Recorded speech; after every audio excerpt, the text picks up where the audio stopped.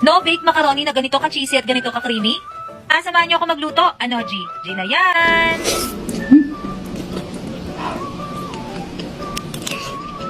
Oh.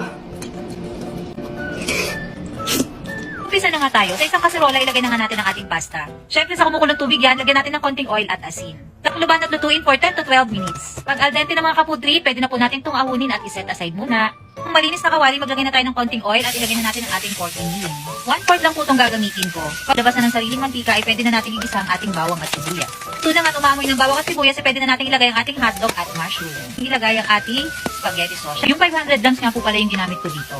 Antayin lang natin itong kumulot, pwede na natin lagyan ng pork cubes. At timpla na rin natin ng paminta. Ay pwede na po natin i-mix ang ating pasta. Katapos nga ng 48 years na paghahalo, ayan na nga po ang itsura ng ating pasta. O di pang malinis na panay, maglagay na nga tayo ng butter.